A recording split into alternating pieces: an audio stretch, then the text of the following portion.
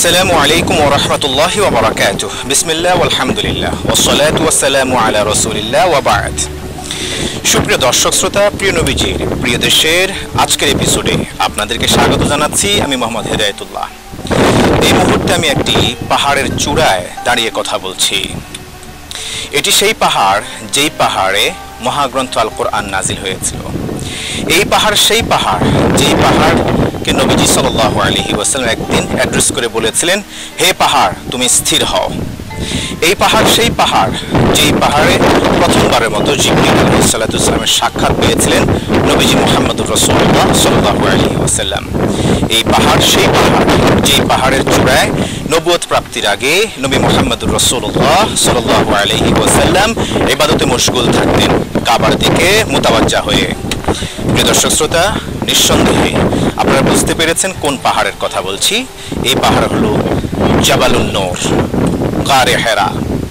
মহাগ্রন্থ আল কোরআনের প্রথম ঐশী বাণী যেখানে নাজিল হয়েছিল। কোন স্থানে, কোন অবস্থানে, কোন গুহার ভিতরে, কখন নাজিল হয়েছিল জানতে হলে থাকতে হবে আমাদের সাথে পুরো সফর জুড়ে। এখন আমরা আপনাদেরকে নিয়ে যাব জাবাল নূরের চূড়ায়। চলুন দর্শক, যাওয়া যাক। লাইভ ইসলামিক আলোচনা শুনতে ডাউনলোড নূর অ্যাপ, রবি।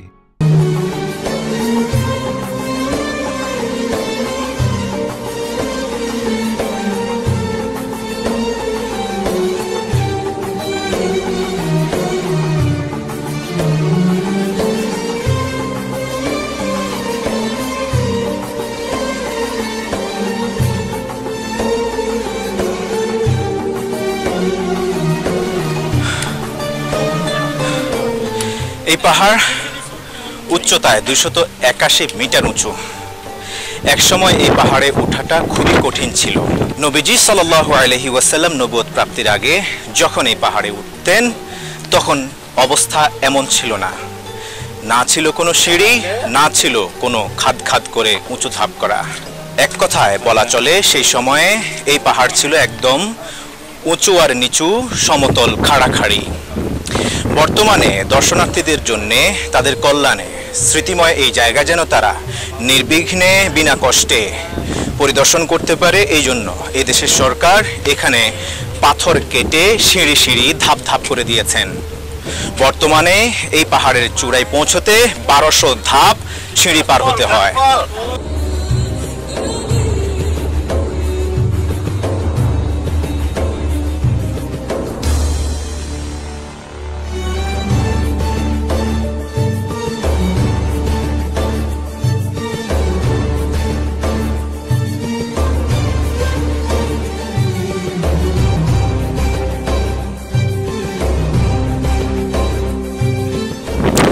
স্থানীয়দের কাছ থেকে প্রাপ্ত তথ্য মতে এখন যেই পর্যায়ে, যে অবস্থানে বসে আমি কথা বলছি, এখান থেকে চূড়ায় যেতে আরও লাগবে 2 কিলোমিটার পাড়ি দেয়া রাস্তা।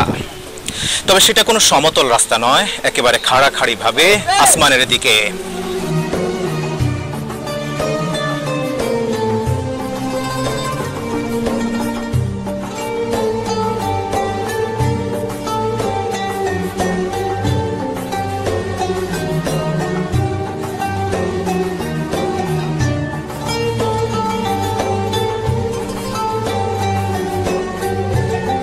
যতটুকু পথ আমরা পাড়ি দিয়েছি তার প্রায় এখনো অর্ধেক রাস্তা পাড়ি দেয়া বাকি আছে। আপনি যত উপরে উঠবেন তত বেশি কষ্টকর মনে হবে। কয়েকটি সংকটাপন্ন অবস্থা তৈরি হবে, আপনার শ্বাস প্রায় বন্ধ হয়ে আসবে। চলুন তারপর আমরা চেষ্টা করি আপনাদেরকে নিয়ে যাওয়ার জন্যে গারে হেরার।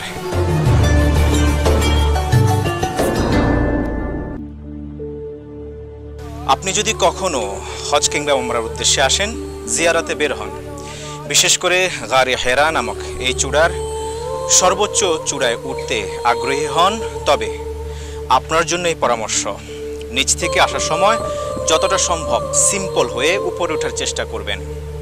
ব্যাগে সর্বোচ্চ 1 লিটার কিংবা 2 লিটারের একটি শীতল ঠান্ডা পানি সাথে রাখবেন।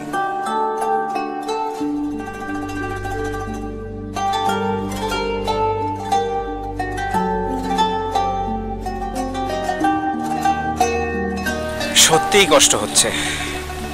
ভাবতে কথাতে গা শিহরে উঠছে। ১৫০০ বছর আগে নবীজি সাল্লাল্লাহু আলাইহি ওয়াসাল্লাম কি করে এত উঁচু সুবিশাল পাহাড়ে উঠতেন তিনি? হাদিস থেকে জানা যায় তিনি একবারে সপ্তাহখানেকের খাবার নিয়ে চলে আসতেন।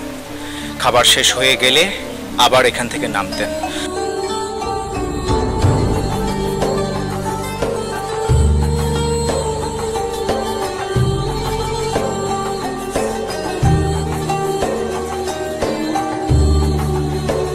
এখন থেকে ১.৫ ঘন্টা আগে শুরু করেছিলাম আমাদের যাত্রা জাবালে নূরের চূড়ায় ওঠার। আস্তে আস্তে ইতোমধ্যে মসজিদে হারেমের মাগরিবের সালাতের আজান আমরা শুনতে পেয়েছি।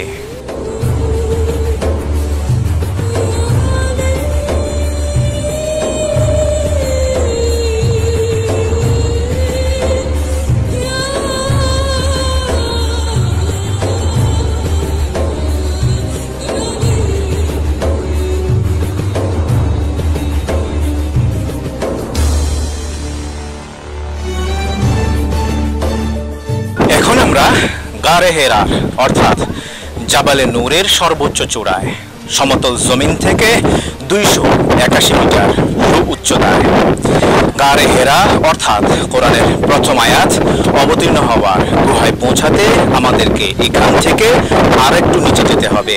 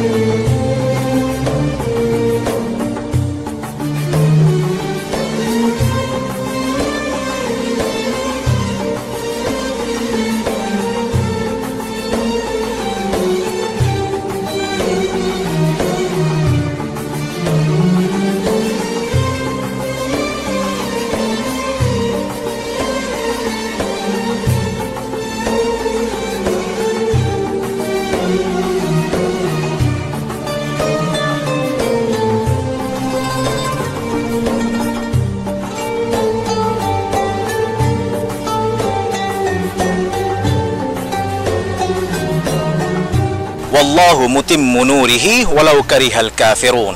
যে সূর্য উদিত হয়েছিল গারে হেরা থেকে, ইকরা বিসমি রাব্বিকাল্লাযী খালাক, কোরআনের এই আয়াতের মধ্য দিয়ে ঘোর তমসাচ্ছন্ন অন্ধকারকে বিদূরিত করে দিয়ে যে আলোর ছটা ছড়িয়ে পড়েছে সারা বিশ্বময়, সেই ইসলাম বিজয়ী হবারই, সেই ইসলামের সুশীতল পতাকা তলে সবাইকে আসার এবং ইসলামকে সঠিকভাবে মানার এবং ধারণ করার উদাত্ত আহ্বান জানিয়ে প্রিয় নবীজির প্রিয় দেশে অনুষ্ঠানের জাবালে নূরের চূড়া থেকে আজকের মতো এখানে বিদায় নিচ্ছি। আমি মোহাম্মদ হেদায়েতুল্লাহ। ওয়াসসালামু আলাইকুম ওয়া রাহমাতুল্লাহি ওয়া বারাকাতুহু।